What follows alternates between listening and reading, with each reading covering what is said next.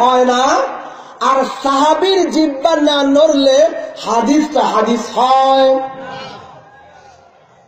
আবার বলতেছি, নবীকে মাঝখান থেকে সরিয়ে দিলে কোরআন পর্যন্ত যাওয়া যাবে, মাঝখান থেকে সাহাবীকে সরিয়ে দিলে হাদিস পর্যন্ত যাওয়া যাবে। নবী সত্যবাদী না হলে নাউজুবিল্লাহ কোরআন সত্য থাকবে, সাহাবী সত্যবাদী না হলে হাদিস সত্য থাকবে।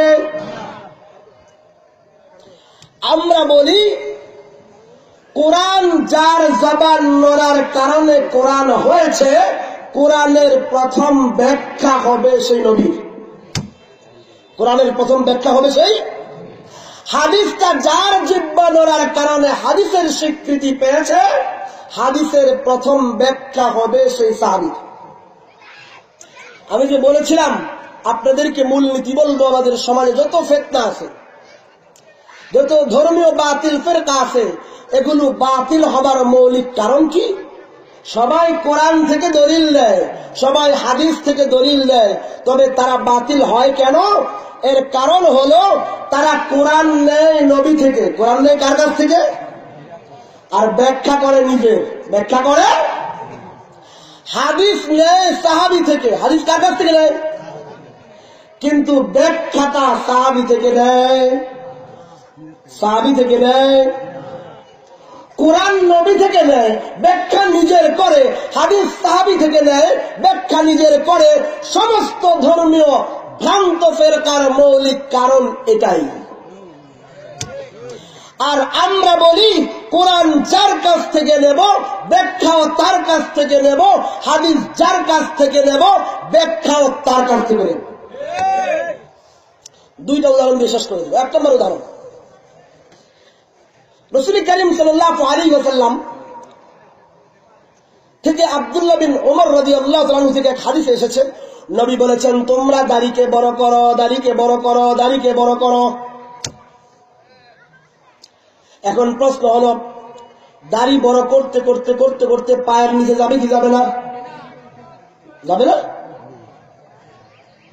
এখন দাড়ি কতটুকু বড় করতে হবে? নবী কথা বলেন নাই।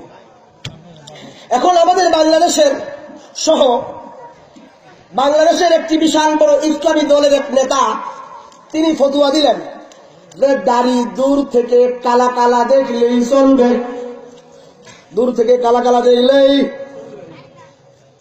নবী বলেছেন দাড়িকে বড় করো, দাড়িকে বড় করো। কতটুকু বড় করবে এই কথা নবী বলেন? এখন সে ফতোয়া দিলে দূর থেকে কালা কালা দেখলেই চলবে। এই জন্য দেখবেন ওই দলের সব বড় বড় নেতার দাড়ি ব্রাশওয়ালা আছে কি নাই?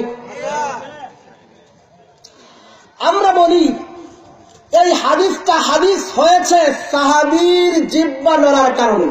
আর জিহ্বা নড়ার কারণে সাহাবী বলেছেন, এই জন্য নবীর এই কথাটা হাদিস হয়েছে। আমরা দেখব দাড়ি বড় করার ব্যাখ্যাটা সাহাবী কি বলেছেন। সাহাবী দাড়ি বড় করার যে ব্যাখ্যা করবেন, ওই ব্যাখ্যাটাই সহিহ বিশুদ্ধ ব্যাখ্যা। এছাড়া যারা হাদিসের নাম নিয়ে নিজস্ব ব্যাখ্যা করবে, তারা হাদিস মানার পরেও গুমরাহ। সহিহ বুখারীতে যেই জায়গাটায় আব্দুল্লাহ বিন ওমর থেকে হাদিস এসেছে, নবী বলেছেন ওয়াফুল লুহা, দাড়ি বড় করো, সেখানেই এসেছে ইমাম বুখারী এনেছেন এই আব্দুল্লাহ বিন ওমর যার জিহ্বা নড়ার কারণে এই হাদিসটা হাদিস হয়েছে, সেই আব্দুল্লাহ বিন ওমর উমরা এবং হজ শেষ করে দাড়িকে এইভাবে মুঠ করে ধরতেন, এরপরে কাটতেন। এরপরে এর মানে তিনি বুঝিয়ে দিলেন, নবী যে বলেছেন দাড়িটা বড় করো, এই বড়র অর্থ হলো কমপক্ষে তোমরা এক মুষ্টি পরিমাণ বড় করো, এক মুষ্টি পরিমাণ। তাহলে যারা দাড়ি ব্রাশের মতো রেখে নবীর হাদিস উপস্থাপন করে, ওই ব্যক্তিরা হাদিস অস্বীকার করার কারণে গোমরা হয় নাই, বরং হাদিসের অপব্যাখ্যার কারণে গোমরা হয়েছে। আমরা বলি হাদিসটা যার কাছ থেকে নিয়েছি তিনি যেই ব্যাখ্যা করেছেন,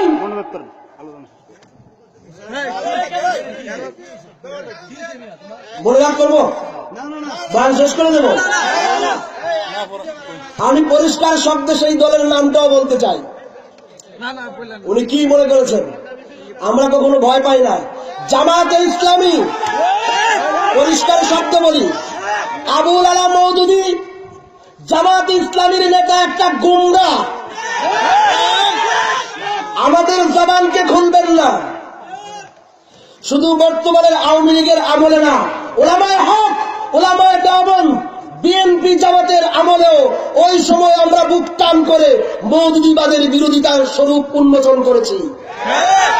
পরিষ্কার শব্দে বলি, বাংলাদেশের আওয়ামী লীগেরা তারা জামাতের বিরোধিতা করে রাজনৈতিক কারণে, তাদের নিজস্ব স্বার্থ সিদ্ধির জন্য।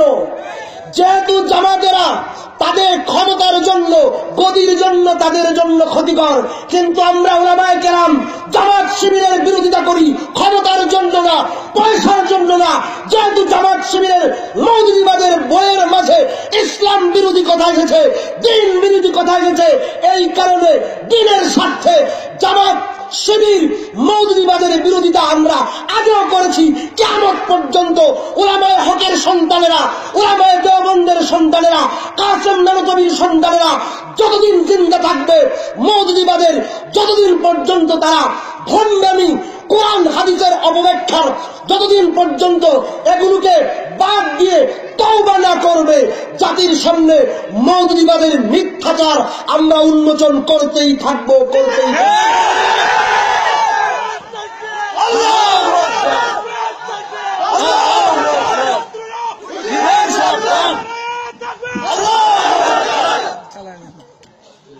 কি পেয়েছেন? আমরা পরিষ্কার শব্দে বলি, জামাত বিরোধিতার সাথে, মওদুদীবাদের বিরোধিতার সাথে আমাদের আওয়ামী লীগের সাথে কোনো সম্পর্ক নাই। আওয়ামী লীগ জামাত বিরোধিতা করে স্রেফ ক্ষমতার জন্য। কিসের জন্য? স্রেফ ক্ষমতার জন্য। যেহেতু তাদের গদির বিপক্ষে এই জামাত শিবিরের এই সকল বোমাবাজ সন্ত্রাসীরা, যেহেতু তাদের পথের অন্তরায়, যেহেতু তাদের পথে কি, যেহেতু বোম্বিং করে, পেট্রোল বোমা মেরে এদেশের সাধারণ জনতার বুকে যারা গুলি চালিয়েছে, সাধারণ মানুষকে পুড়িয়ে মারতেছে, এইরকম ভণ্ডেরা কিছুতেই দ্বীন প্রতিষ্ঠা করতে পারে? সাধারণ মানুষ রাত্রিবেলা গাড়িতে যাচ্ছে। আমি আমার নিজের অভিজ্ঞতার কথা বলি। আমার প্রোগ্রাম ছিল কক্সবাজার, অবরোধ চলতেছে। যারা সাধারণ মানুষের গাড়ির ভিতরে পেট্রোল বোমা মারে, এরা কোনোদিন ইসলামী রাজনীতি করতে পারে? এটা নবীর রাজনীতি হতে পারে? পরিষ্কার শব্দে বলি, জামাত শিবির মওদুদীবাদ একটা গোমরা পথভ্রষ্ট জামাত, কোনো সন্দেহ নেই।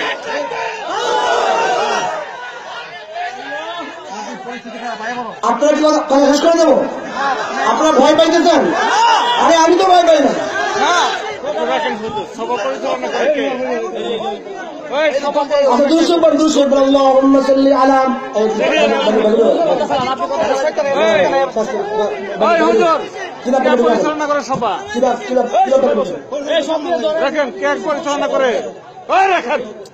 আপনারা খেয়াল রাখেন কারা কারা এখানে ফিতনা করেছে। আমি কোরআন হাদিস ছাড়া একটা কথাও বলি নাই। আল্লাহর কসম করে বলি, যদি আমার কথা কোন একটা শব্দ কোরআন হাদিসের বিপরীত হয়, আমাকে আপনাদের পুরা কিশোরগঞ্জ বা ব্যাপী জুতার মালা দিয়ে দয়া করে হুজুর, আমি জানি যে আপনি কোনো বিরোধী কোনো কথা বলছেন না, তারপর একটু আমি ওদের নাম নিতে চাই না, দরকার নাই কিন্তু ওরা হুজুর, আপনাকে আমি কাইন্ডলি বলতেছি, আমাদের এলাকায়